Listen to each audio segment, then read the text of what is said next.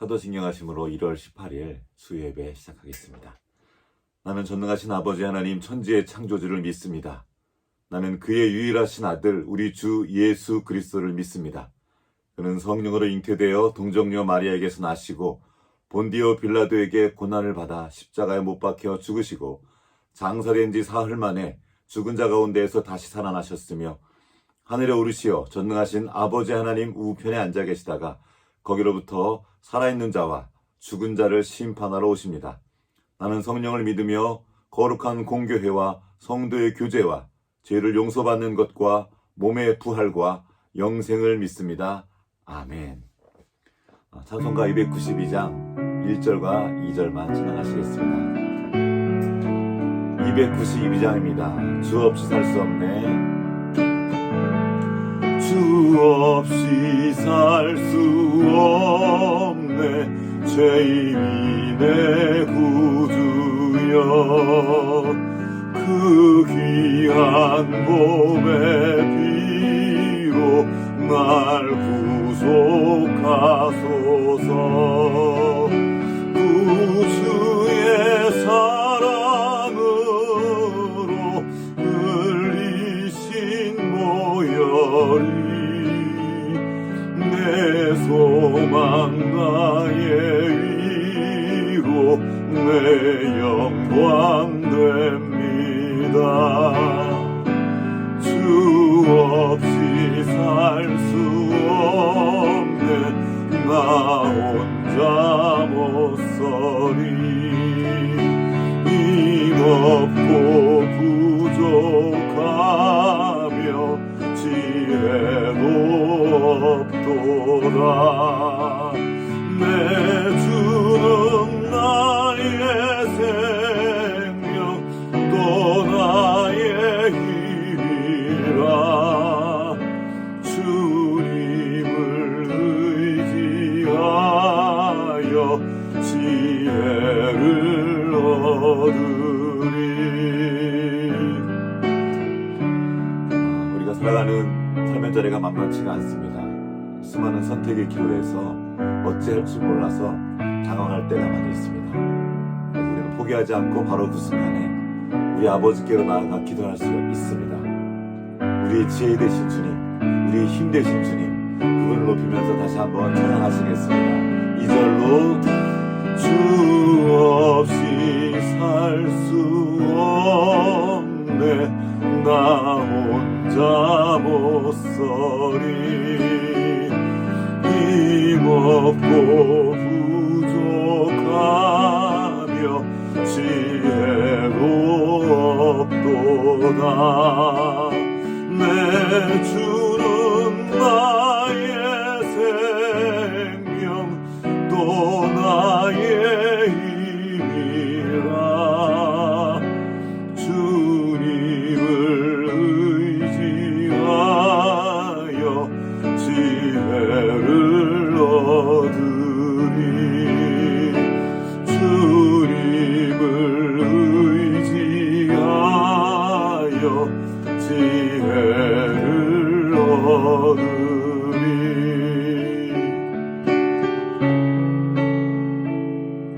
우리 주님의 지혜가 담겨져 있는 책이 있습니다. 바로 성경이죠. 그 말씀 안에 우리의 생명이 있고 우리의 삶의 길이 있고 우리의 모든 필요한 것들이 담겨져 있습니다.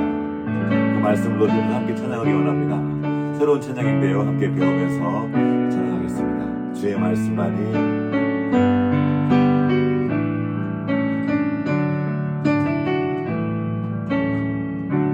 주의 말씀만이 내 삶의 길 되시며 내 길을 비추시는 길 되시니. 주의 말씀 따라 주님의 마음 따라 나 항상 살아가리. 주의 말씀만이 한 번 더. 주의 말씀만이 내 삶의 길 되시며 내 길을 비추시는 빛 되시니. 주의 말씀 따라 주님의 마음 따라 나 항상 살아가리.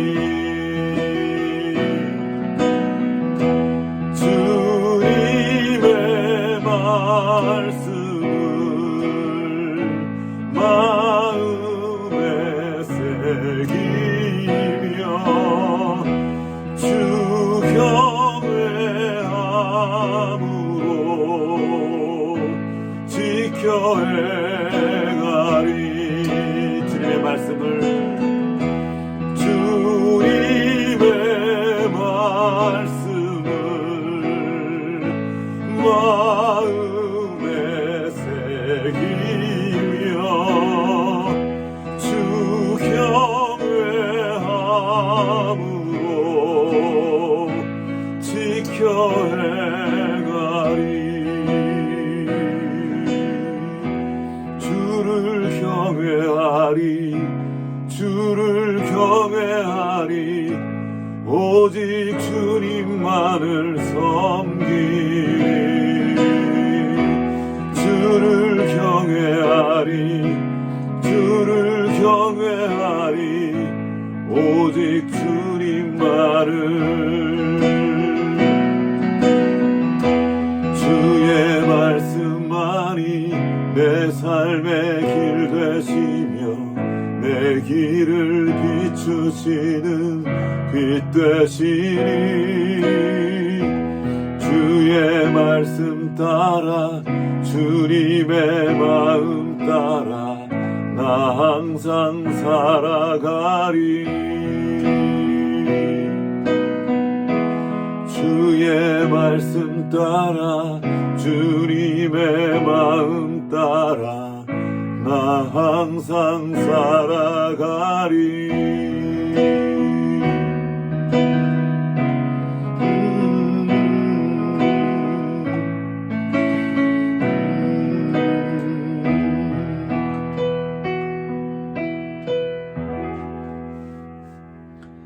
하나님 아버지 감사합니다. 오늘도 새 하루를 주시고 이렇게 아버지 앞으로 나와 찬양하고 기도하며 말씀 듣게 하시니 감사합니다.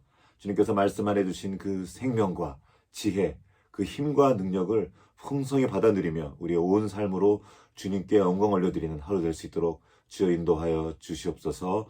주님 의지하옵고 우리를 권하신 예수님 이름으로 기도합니다. 아멘. 감사합니다. 오늘 우리에게 주신 하나님의 말씀은 신명기 6장 4절부터 9절, 신명기 6장 4절부터 9절, 계속 쉐마의 말씀들을 가지고 말씀을 나누고 있습니다. 읽겠습니다. 이스라엘아 들으라. 우리 하나님 여호와는 오직 유일한 여호와시니 너는 마음을 다하고 뜻을 다하고 힘을 다하여 내 하나님 여호와를 사랑하라. 오늘 내가 네게 명하는 이 말씀을 너는 마음에 새기고 내 자녀에게 부지런히 가르치며 집에 앉았을 때에든지 길을 갈 때에든지 누워있을 때에든지 일어날 때에든지 이 말씀을 강론할 것이며 너는 또 그것을 내 손목에 매어 기호를 삼으며 내 미간에 붙여 표로 삼고 내 집 문설주와 바깥문에 기록할지니라. 아멘. 이 말씀 계속 우리가 암송하는 말씀인데요. 계속 말씀을 계속 깊이 묵상하면서 우리의 중심에 새겨지는 그 은혜가 있기를 축복합니다. 오늘은 내 자녀에게 부지런히 가르치며 라는 제목으로 말씀을 나누도록 하겠습니다. 이미 벌써 수요 예배를 통해서 또 주일 예배를 통해서 이 신명기 6장의 말씀, 그 쉐마의 말씀을 계속 나눴는데요. 나누면 나눌수록 묵상할수록 이 안에 주님께서 우리에게 주고자 하시는 놀라운 축복과 그 은혜의 이야기가 담겨 있습니다. 오늘도 그 말씀을 함께 조금 더 깊이 묵상해 보도록 하겠습니다. 이전에 제가 집에서 고슴도치를 키운 적이 있습니다. 저희 아이들이 너무나 도치를 좋아해서 일정한 기간 동안 도치를 키웠는데요. 어느 날부터 이 도치가 갑자기 먹지도 못하고 얼굴이 점점 파리해져 가는 겁니다. 그래서 이러다가 죽겠다 싶어가지고 너무 상태가 안 좋았어. 동물병원에 데려갔습니다. 일단은 겉을 살펴봤는데 겉에 온몸에 진드기가 득실됩니다. 그냥 볼 때는 보이지 않았는데 이게 현미경처럼 된 거 이렇게 들이대고 보더라고요. 그랬더니 거기에 진드기들이 정말 많았어요. 이 도치가 가끔 긁어댔지만 저희들은 그냥 이렇게 별로 대수롭지 않게 여겼습니다. 사실 이 도치는 엄청 고통 가운데 있었던 겁니다. 그 진드기가 막 살을 뜯어먹고 있으니까요. 근데 의사 선생님 말씀은 진짜 문제는 진드기가 아니었다고 합니다. 도치가 이렇게 아프고 비실비실 됐던 것은 이 진드기 때문이 아니라 속에 병이 있기 때문이라고 했습니다. 동물도 사람처럼 여러 가지 병이 있는데 제대로 치료를 하려고 하면은 피 검사를 해야 된대요. 근데 그 비용이 만만치가 않습니다. 그래도 우리 딸아이가 너무나 도치를 사랑했기 때문에 좋아해서 너무나 아껴서 그냥 둘 수가 없어서 피 검사를 했습니다. 그랬더니 신부전증이랍니다. 도치도 그런 병에 걸리더라고요. 사람이라면 투석을 해야 될 상황인 건데 그게 도치는 어렵다고 합니다. 사실상 손쓸 방법이 없다는 겁니다. 뿐만 아니라 지금 몸의 면역력이 너무 떨어져 있어서 도치 몸의 곳곳에서 여러 가지 문제가 진행 중이라고 합니다. 그러면서 말합니다. 사람들이 동물들을 너무 늦게 데려옵니다. 더 이상 손쓸 수 없는 상태가 되어서 데리고 오는 거죠. 분명히 뭔가 증상이 있었을 텐데 그 동물에 대해서 잘 모르니까 그냥 그 증상을 대수롭지 않게 여기는 것입니다. 그래서 그 동물에게 일어나는 변화나 고통에 대해서 민감하게 반응하지 못하고 방치하게 되고 결국에는 병이 악화된 상태에서 다 죽게 된 상태에서 즉 손쓸 수 없게 된 상태에서 데려온다는 겁니다. 동물만 그런 게 아니죠. 사람도 많이 자주 그렇습니다. 병에 대해 잘 모르는 상태에서 자기 몸은 자기가 안다고 생각하는 사람도 있습니다. 내 몸은 내가 알아. 걱정하지 마. 이거 괜찮아. 그래서 위암을 소화불량 정도로 여기고 방치한 분이 많이 계셔요. 그래서 위암인데 소화제만 계속 먹습니다. 전혀 다른 곳에 있었던 거죠. 결국에는 병이 악화되어서 손이 힘쓴 지경까지 되어서 움직일 때가 많습니다. 다 병을 키워서 병원에 가는 거죠. 우리 영혼에도 이와 비슷한 일들이 벌어집니다. 일단 우리 눈에 잘 보이지 않기 때문에 잘 모릅니다. 어떤 증상 같은 것이 있지만 평소의 관심사가 아니기 때문에 별로 신경 쓰지 않고 대수롭지 않게 여깁니다. 결국 우리 영혼에 깊은 병이 들고 우리 영혼이 파리해져 갑니다. 거의 죽기 직전에야 이제 돌아보는 거죠. 그러나 이미 때는 늦어버린 겁니다. 이럴 때가 정말 많아요. 여러분의 영혼은 어떻습니까? 사실 우리 영혼은 우리 몸보다 우리 육체보다 훨씬 더 민감합니다. 더 깨지기 쉽고 상처받기 쉽습니다. 이게 우리 영혼이에요. 그러면 영이신 우리 하나님은 어떠실까요? 하나님은 우리의 마음과 몸과 영혼을 설계하신 분입니다. 그분은 우리는 비교도 할 수 없을 정도로 민감하신 분입니다. 그래서 하나님도 아파하며 눈물을 흘리십니다. 다름 아닌 당신의 자녀된 우리 때문에 그렇게 하십니다. 예레미야 14장 17절에 이런 말씀이 있습니다. 너는 이 말로 그들에게 이르라. 내 눈이 밤낮으로 그치지 아니하고 눈물을 흘리리니 이는 처녀딸 내 백성이 큰 파멸 중한 상처로 말미암아 망함이라. 그때 이스라엘 백성들은 이렇게 느끼지 못하고 있었어요. 상하궁에 살면서 떵떵거리면서 괜찮아, 잘 될 거야, 어떻게든 될 거야. 수많은 증상들이 나타나고 있었지만, 나라가 망할 증상들이 나타나고 있었지만 지도자들은 그걸 보지 못하고 있었습니다. 아니요, 못 본 척하고 있었죠. 그리고 즐기고 있었습니다. 하나님은 지금 눈물을 흘리고 계시는데 너무나 큰 상처 때문에, 너무나 큰 아픔 때문에 그들은 전혀 상관하지 않고 있었습니다. 하나님은 지금도 당신의 백성들을 인하여서 아파하시고 눈물을 흘리십니다. 너무나 안타까워서 당신의 선지자들을 보내서 그들의 상태를 알려줍니다. 너희 그러다가 망한다. 큰일 난다. 더 망하기 전에 돌아와라. 하고 그렇게 외치게 하지만 도무지 듣지 않습니다. 하나님 지금도 우리를 위해서 말할 수 없는 탄식으로 기도하십니다. 로마서 8장 28절의 말씀입니다. 이와 같이 성령도 우리의 연약함을 도우시나니 우리는 마땅히 기도할 바를 알지 못하나 오직 성령이 말할 수 없는 탄식으로 우리를 위하여 친히 간구하시느니라. 우리 보기에 우리는 괜찮습니다. 이만하면 그냥 괜찮아요. 그러나 주님 보시기에 우리의 상태는 탄식이 나올 정도로 좋지 않습니다. 사실상 우리의 자체력으로는, 우리의 자력으로는 회복 불가능한 상태입니다. 그런데 우리는 너무나 괜찮습니다. 아픈 도치를 보고 불쌍해하지만 정작 내 영혼의 파리한 상태에 대해서는 별로 상관하지 않습니다. 그리고 자신의 영적 상태가 좋지 않으니까 우리의 다음 세대, 다른 사람들의 마음이 보이지 않아요. 그들의 상태가 보이지 않습니다. 자기 몸이 너무 아프면 다른 사람의 아픔이 잘 보이지 않는 거거든요. 분명히 여러 가지 증상이 나타나는데 보이지 않고 보인다고 해도 대수롭지 않게 여깁니다. 그렇게 치료와 회복을 위한 황금 같은 시간을 다 흘려보내고 있습니다. 여러분은 어떻습니까? 그리고 여러분의 자녀는 어떻습니까? 여러분의 자녀에게 관심이 있습니까? 관심이 있죠. 아이들의 건강, 학교 성적, 생활 습관, 여러 가지 관심이 있죠. 필요한 책도 사주고요. 지적으로 성장할 수 있도록 도와주기도 하고, 학원도 보내주고, 아프면 병원도 보내주고. 그러나 당신의 자녀의 영적 상태에는, 영적 건강에는 얼마나 관심이 있습니까? 아이들은 나이가 어려도 영적인 존재입니다. 아직 때가 덜 묻어서 어른들보다 훨씬 더 민감합니다. 근데 우리는 눈에 보이는 증상들에 대해서는 관심을 보이기도 하지만 그 모든 것을 일어나게 하는 가장 중요한 영적인 건강에 대해선 별로 관심하지 않습니다. 여기 지금 자녀들이 없는 분도 계실 거예요. 상관없습니다. 자신의 영적 상태를 돌아보면 돼요. 나는 과연 나의 영혼의 상태에 관심을 두고 있는가? 혹시 지금 병 들어가고 있는 건 아닌가? 여기 주님의 말씀이 있습니다. 히브리서 11장 3절의 말씀입니다. 믿음으로 모든 세계가 하나님의 말씀으로 지어진 줄을 우리가 아나니 보이는 것은 나타난 것으로 말미암은 것이 아니다. 보이지 않는 것으로 말미암았다는 것이죠. 여러분 자신에게 어떤 증상이 지금 나타나고 있습니까? 여러분의 자녀에게 어떤 증상이 나타나고 있습니까? 그것은 나타난 것으로 말미암은 것이 아닙니다. 도치의 증상을 알기 위해서 피검사를 해야 했듯이 아이들도 그 보이는 증상을 알기 위해서는 우리도 그 보이지 않는 곳의 상태를, 그 깊은 곳의 상태를 살펴야 됩니다. 의사들은 정확한 치료를 위해서 정확한 진단을 해야 됩니다. 그리고 정확한 진단을 하기 위해서는 피검사를 하든지 엑스레이를 찍든지 합니다. 저도 치아가 좋지 않아, 이가 좋지 않아서 치과를 종종 갑니다. 가면 치료하기 전에 먼저 사진을 찍습니다.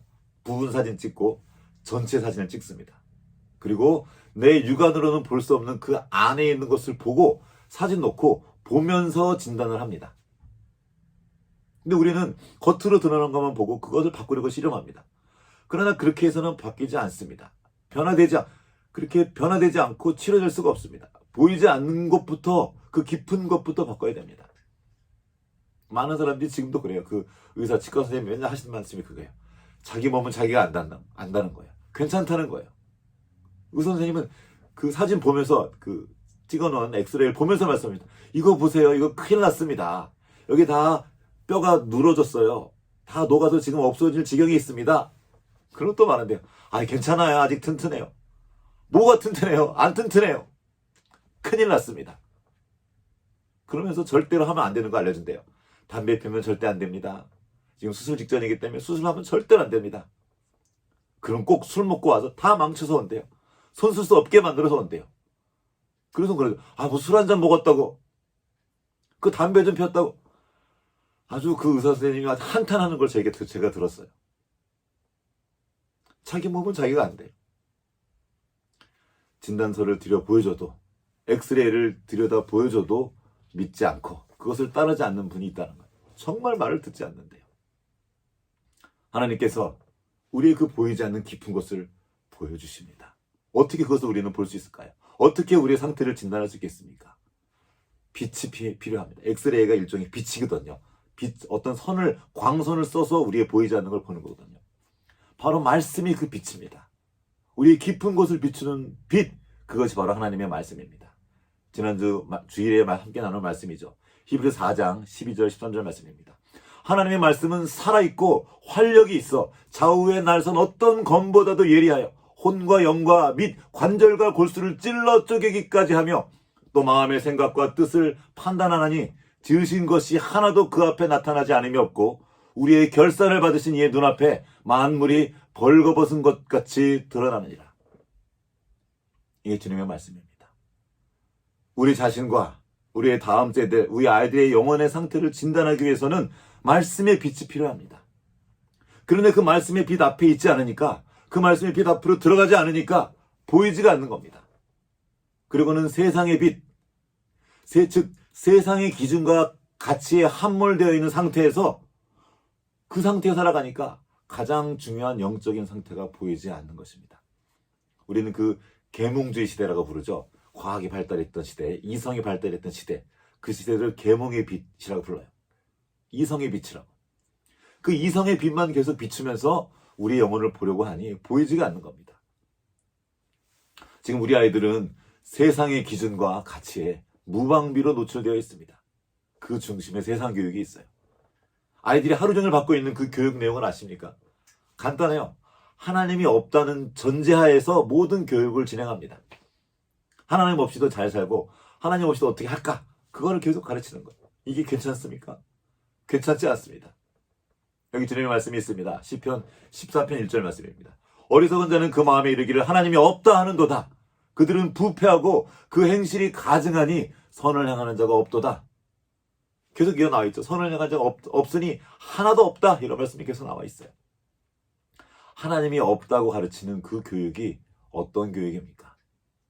아이들을 어리석은 자로 만드는 교육입니다.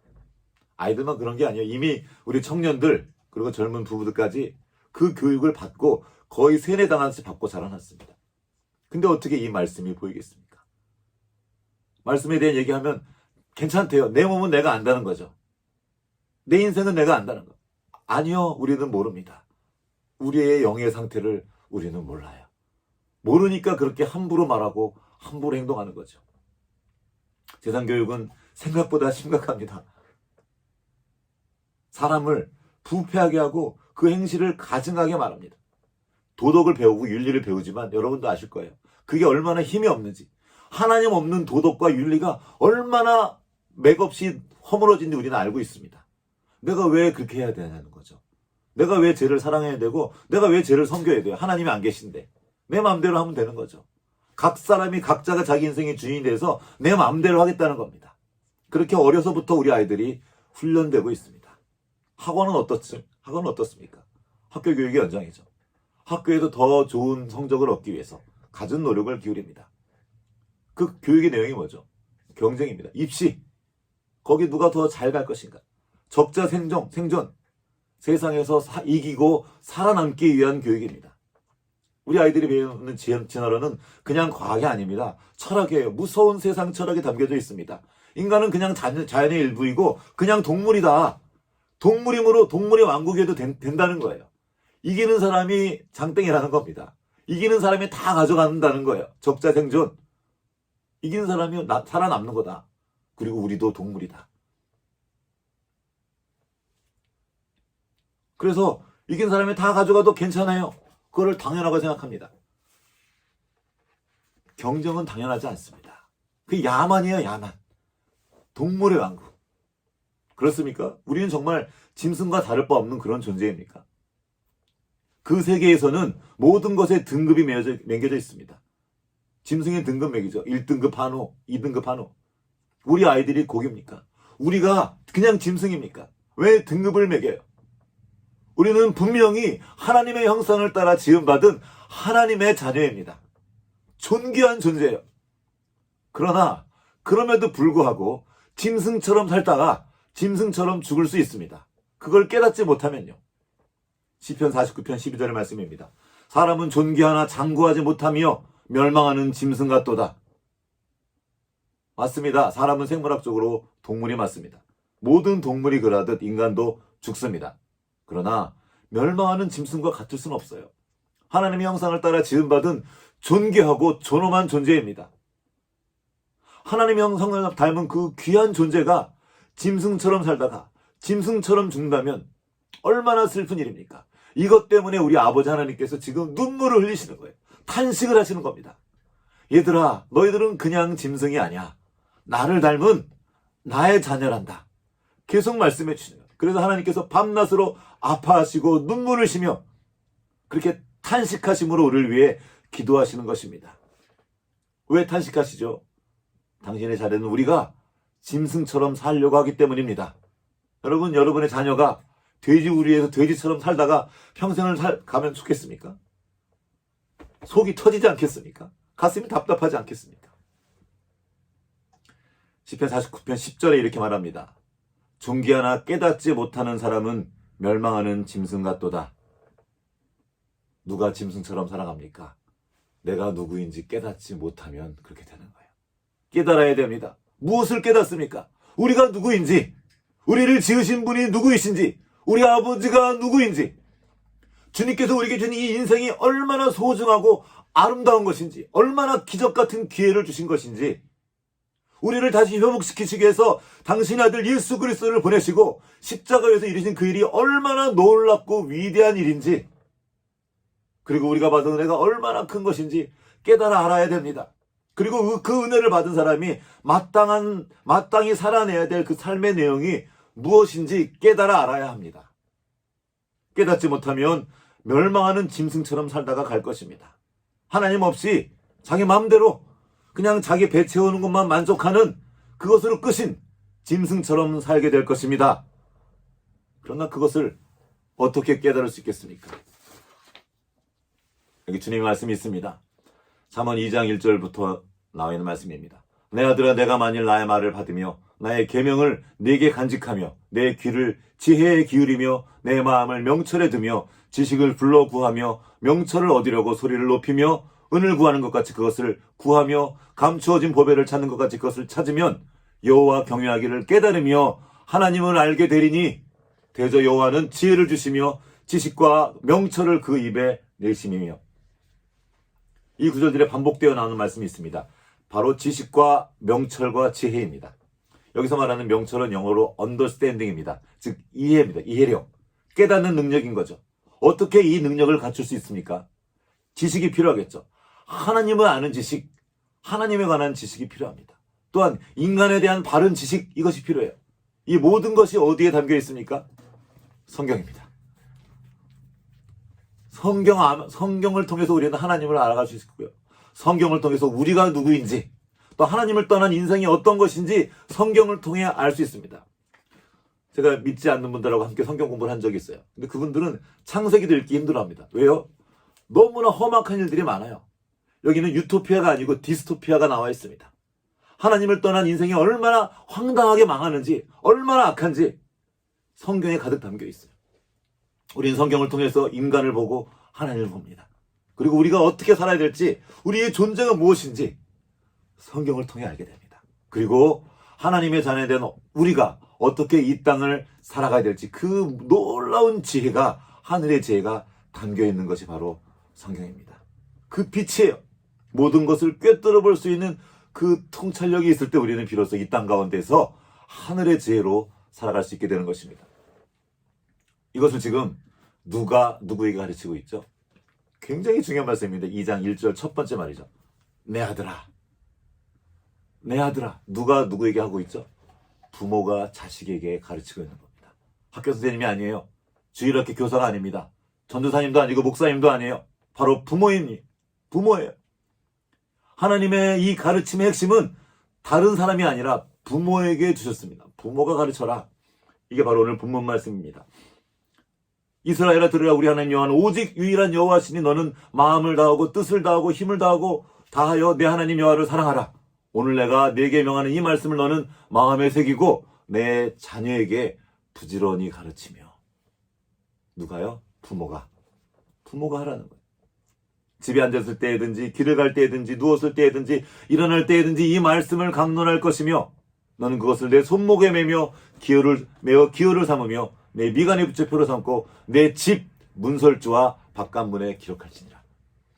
집에 어디 가나 이 말씀을 볼 수 있도록 해야 되는 겁니다. 말씀을 외우고 담고 또 말하고 서로 나누고 내 자녀에게 부지런히 가르치며. 하나님은 자녀를 가르칠 책임을 부모에게 주셨습니다. 이것은 생명에 관한 얘기예요. 영원한 생명뿐만 아니라 이 땅에서의 생명, 이 땅에서의 건강과 행복도 이 말씀 안에 담겨 있습니다. 하나님과 연결된 건강하고 바른 생각 없이 진정한 행복을 누릴 수 없습니다. 우리의 행복은 소유에 있지도 않습니다. 하나님을 아는, 그리고 우리를 아는 바른 지식과 명철, 그리고 지혜에 있습니다.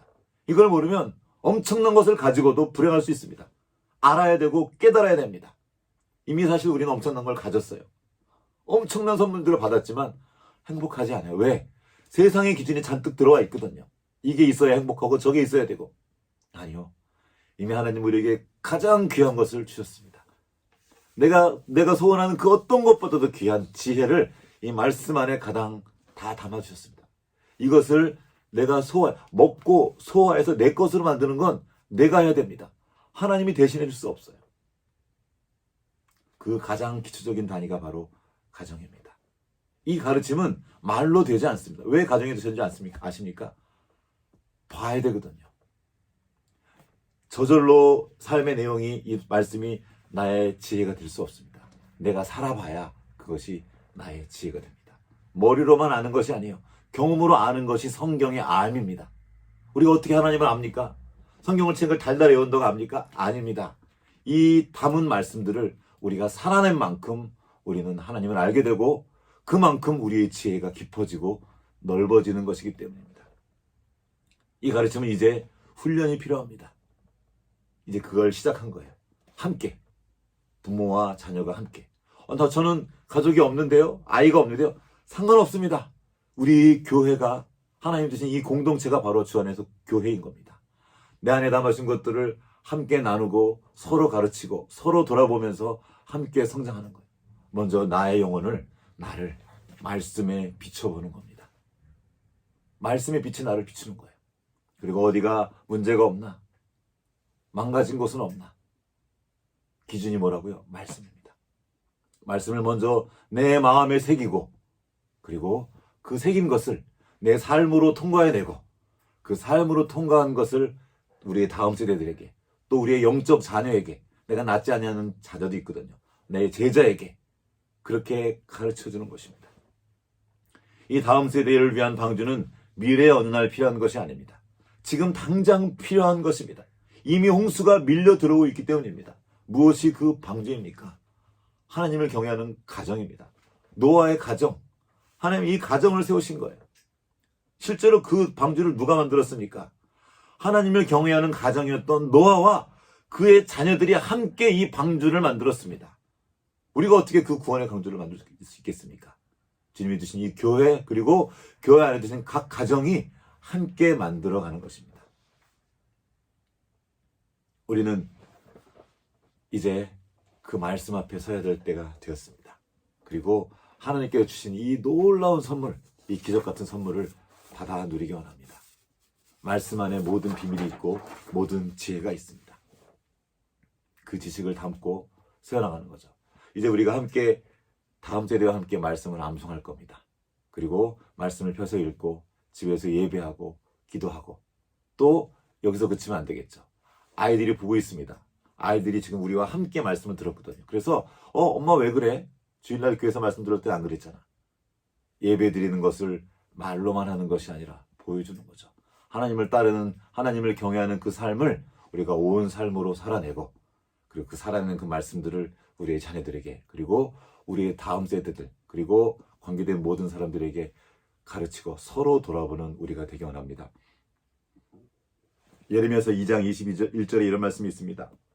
내가 평안할 때 내가 내게 말하지 아니하였느냐? 내 말이 나는 듣지 아니하리라 하였나니 내가 어려서부터 내 목소리를 청종하지 아니함이 내 습관이라. 우리도 모르게 우리는 듣지 않는 습관이 들어있습니다. 하나님 말씀에 귀를 기울일지 몰라요. 우리의 자녀들의 사실 상태입니다. 그리고 그것은 아이들에게 왜 그런 증상이 나타났습니까? 바로 우리에게 있었던 증상이기 때문입니다. 두려운 일이지만 우리에게 듣지 않는 습관이 있습니다. 하나님의 말씀을 듣지 않아요. 그래서 주님께서 말씀하십니다. 들어라. 들어라. 들으라 이스라엘. 잠언에도 계속 말씀합니다. 내 아들아 들어라.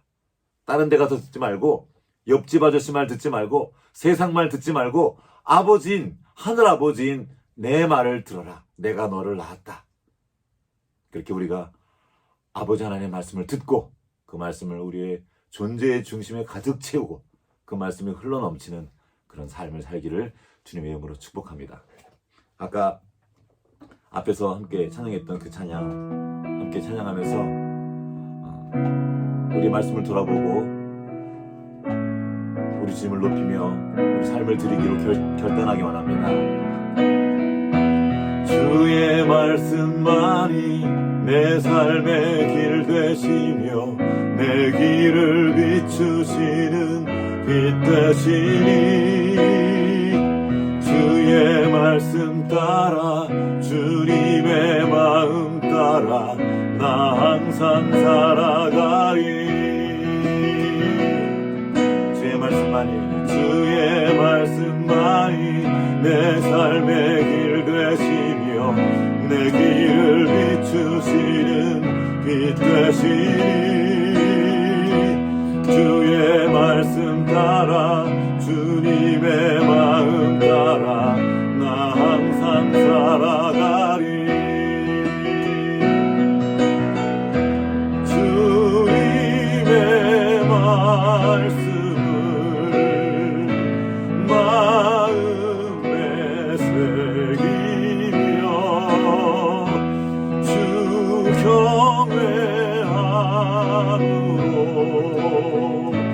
지켜 행하리.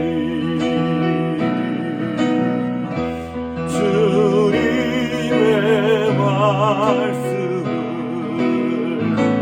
마음에 새기며 주 경외함으로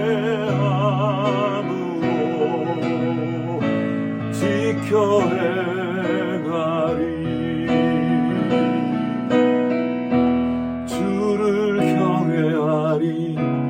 주를 경외하리.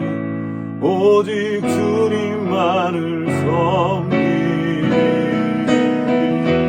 주를 사랑하리. 오직 주님만을.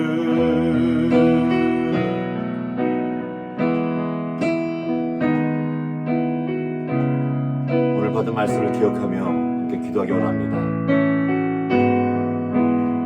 주님, 우리가 주의 말씀을 더 알기 원합니다. 그 말씀의 빛을 우리에게 비추어 주시옵소서. 구석구석 비춰주시고 주님께 합당하지 않은 모든 것들, 하나님 나라의 백성을 합당하지 않은 그 모든 것들을 비추시고 드러내 주시옵소서. 그리고 주여 우리를 불쌍히 여기시고 그 빛으로 우리를 정결케 하시고 깨끗게 하여 주시옵소서.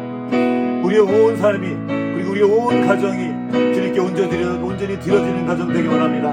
함께 기도하며 나가겠습니다.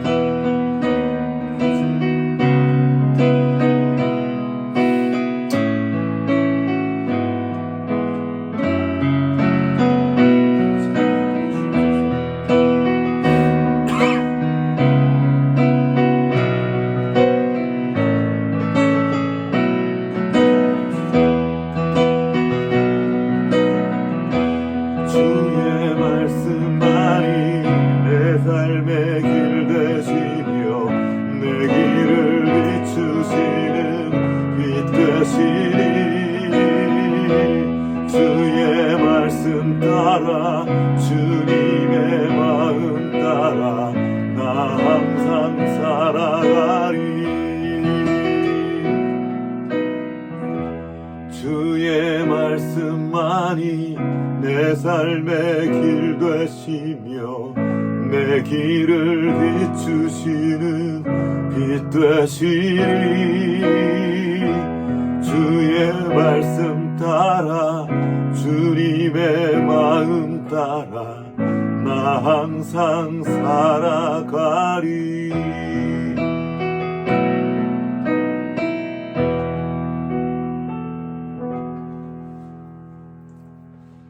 하나님 아버지 감사합니다. 우리에게 말씀을 주시고 말씀을 따라 살아갈 수 있는 이 놀라운 은혜를 주셔서 감사합니다. 이 말씀을 통해 우리가 누구인지, 우리를 낳으신 하나님이 누구이신지, 그리고 하나님께서 예수 그리스도를 통해 우리에게 보내주신 이 놀라운 선물이 무엇인지, 이 위대한 삶의 기회가 무엇인지 깨달을 수 있도록 도와주셔서 감사합니다. 우리가 또한 구합니다. 지금까지 베푸신 이 모든 은혜 위에 이 말씀을 깨닫고 말씀대로 살아갈 수 있는 그 은혜를 더하여 주시옵소서. 지금 온 교회가 한 마음으로 새롭게 나아가고 있습니다. 온 세대가 어린아이부터 갓난아이부터 노년에 이르기까지 한 마음으로 말씀 앞으로 나아가 말씀을 듣고 배우고 우리의 삶과 이 교회를 새롭게 하기를 구하고 있습니다. 주님, 우리에게 은혜 베풀어 주시옵소서. 새로운 걸음이기에 이런저런 시행착오도 있고 부족한 것도 많이 있습니다. 그러나 주님께서 선하신 뜻을 가지고 계시는 줄 믿습니다. 우리가 한 마음으로 말씀 앞으로 나아갈 때 우리 온 교회가 새로워지고 온 가정이 새로워져서 하나님께 영광을 돌려드리는 교회가 될 수 있도록 주여 역사하여 주시옵소서. 각 부서에 모이는 모든 소그룹 모임들, 가정에서 드리는 예배들, 함께 말씀을 외우고 말씀을 나누는 그 모든 삶의 자리 가운데 찾아가셔서 그 말씀이 생명이 되게 하시고 능력이 되게 하시고 이 세상을 살아갈 참된 지혜가 되게 하여 주시옵소서. 온 교회가 그렇게 말씀 안에서 하나 되어 나아갈 때 우리를 통하여 주님께서 영광 받을 줄 믿습니다. 이 모든 삶을 통하여서 주님께서 영광 받으시기를 간절히 구하며 우리 구주 예수 그리스도의 이름으로 기도합니다. 아멘. 지금은 교회의 머리 되신 우리 구주 예수 그리스도의 은혜와 하나님 아버지의 크신 사랑하심과 성령의 교통하심이 이제 아버지 하나님의 말씀을 듣고 그 말씀의 빛에 자신의 온 삶을 비추며 또 그 말씀을 따라 살아가기 원하는 여기 모인 모든 주님의 자녀들 가운데 이제로부터 영원토록 함께 하시옵기를 간절히 축원하옵나이다. 아멘.